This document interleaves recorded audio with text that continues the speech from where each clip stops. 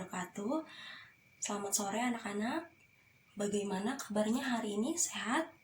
Alhamdulillah baik. Sebelum kita memulai pembelajaran hari ini, alangkah baiknya kita berdoa terlebih dahulu. Untuk ketua kelasnya silahkan dipimpin doa terlebih dahulu.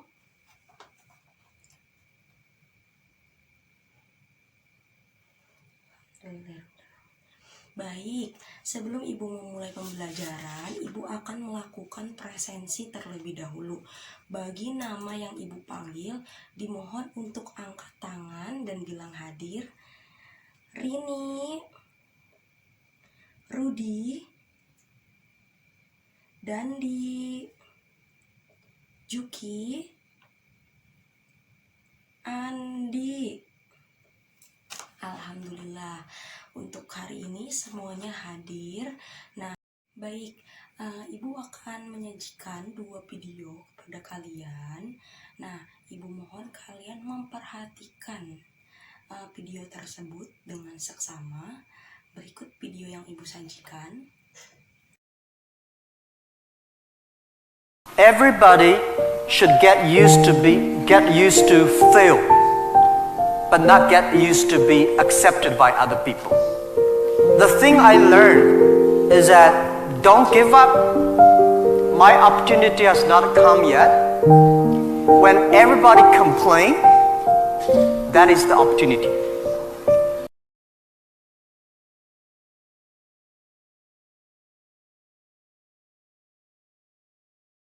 Tiba-tiba cewek lewat pakai jilbab, paling kalau diganggu, Assalamualaikum, bau surga ya deh.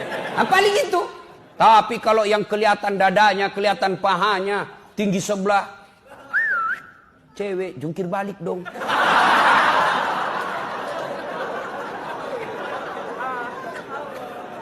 Kalau melaku beriman, yuk pakai jilbab, oke. Tapi jangan mempertontonkan lekuk-lekuk tubuh. Adik-adik juga nih, masuk masjid jangan kau pertontonkan lekuk-lekuk tubuh, meskipun kau laki-laki. Sempitlah bajunya, kaos pula, masuk ke masjid, ruku masih bagus kelihatan. Sujud ada celengan di belakang.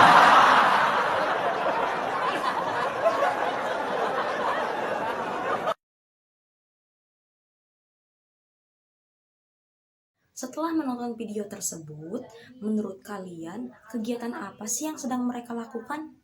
Ada yang tahu? Ceramah, Bu. Oke, betul. Mereka sedang berceramah. Nah, jadi materi hari ini kita akan mempelajari teks ceramah.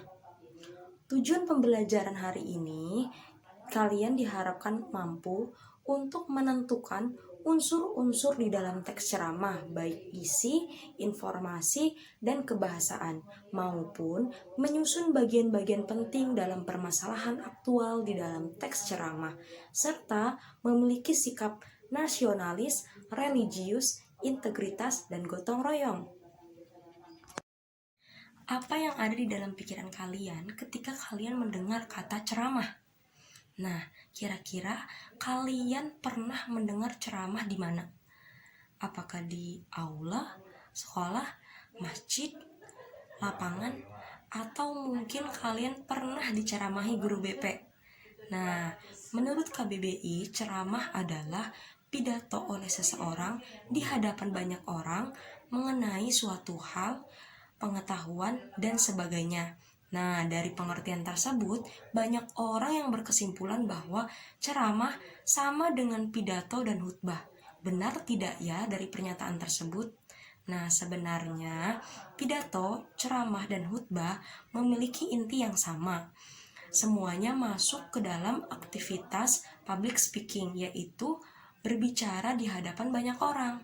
Akan tetapi, 3 istilah tersebut memiliki perbedaan.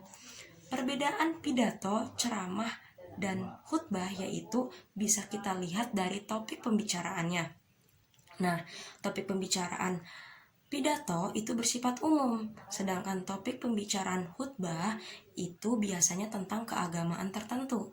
Nah, sedangkan topik pembicaraan ceramah itu bersifat agama, pengetahuan, ataupun petunjuk.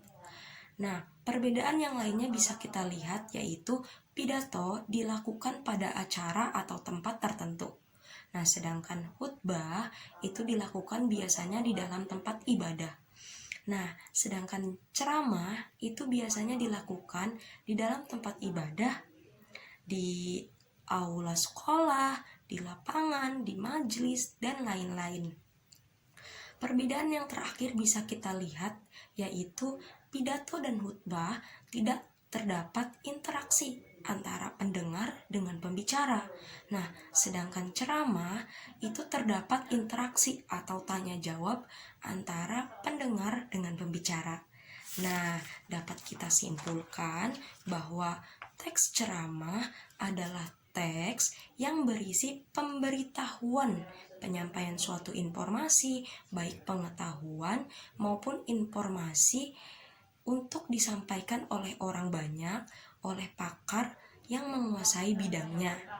Nah, setelah itu, sekarang kalian boleh membuka modul pembelajaran bahasa Indonesia halaman 36. Silahkan dibaca terlebih dahulu. Oke, sudah selesai anak-anak membacanya? Oke, alhamdulillah. Nah, baik, akan Ibu jelaskan. Nah, teks ceramah sama dengan teks-teks yang lain, yaitu memiliki ciri-ciri. Nah, ciri-ciri teks ceramah yang pertama yaitu ada sesuatu yang dijelaskan atau diinformasikan untuk memperluas pengetahuan para pendengar. Lalu, ciri-ciri yang kedua disampaikan oleh seseorang yang memiliki keahlian atau dianggap pakar dalam bidang atau disiplin ilmu yang diceramahkan. Nah, ciri-ciri yang ketiga yaitu terdapat ajakan atau persuasi untuk mengubah sikap atau melakukan tindakan terhadap materi yang dibicarakan. Nah, ciri-ciri teks ceramah yang selanjutnya yaitu berisi argumen yang menguatkan topik yang dibicarakan.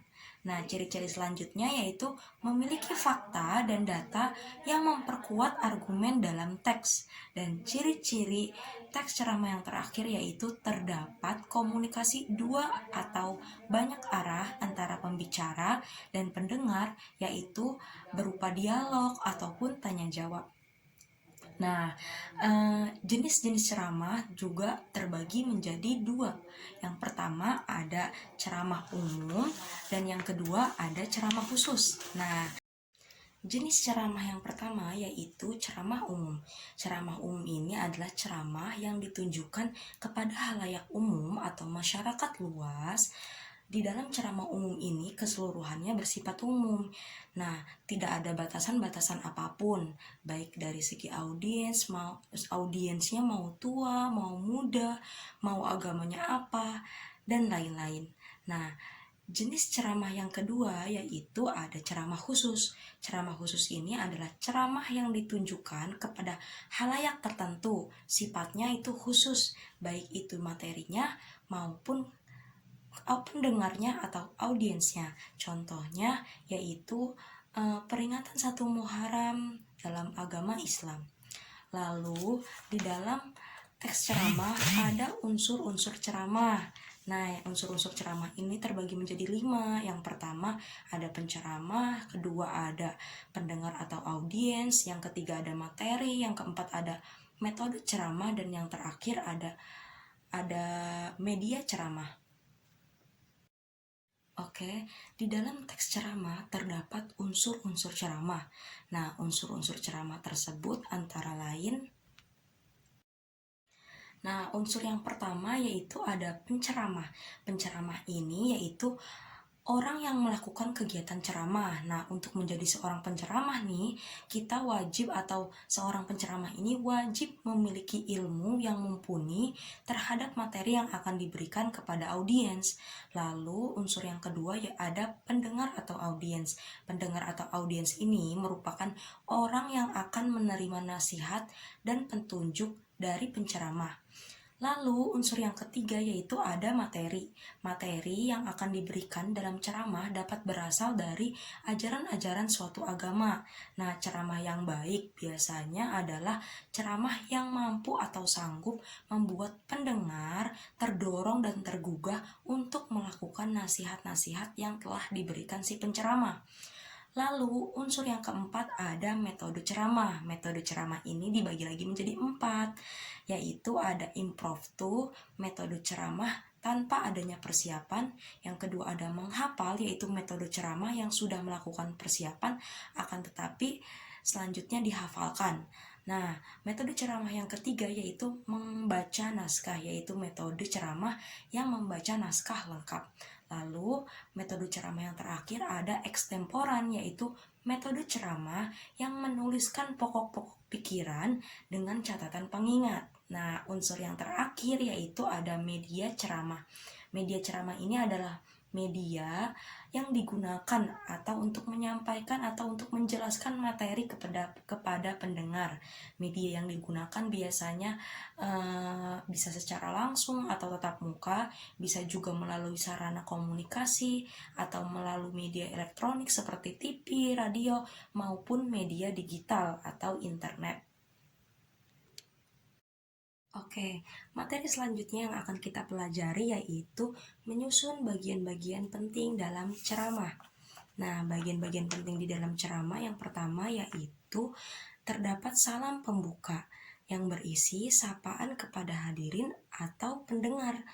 Lalu, bagian-bagian yang penting yang kedua yaitu pernyataan pendahuluan yang berisi ucapan terima kasih atau rasa syukur kepada Tuhan Yang Maha Esa. Bagian-bagian penting yang ketiga yaitu paparan isi yang menjadi inti pokok ceramah yang disajikan. Lalu selanjutnya pernyataan simpulan yang menjadi inti ceramah yang akan disampaikan. Lalu selanjutnya pernyataan berisi harapan yang diinginkan penceramah agar dilaksanakan oleh pendengar.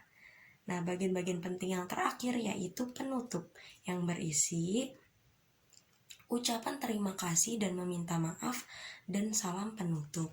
Oke, selanjutnya kalian akan menonton kembali video ceramah yang tadi sudah Ibu sajikan. Nah, Ibu beri waktu kalian untuk menonton video tersebut. Everybody should get used to fail, but not get used to be accepted by other people. The thing I learned is that don't give up. My opportunity has not come yet. When everybody complain, that is the opportunity.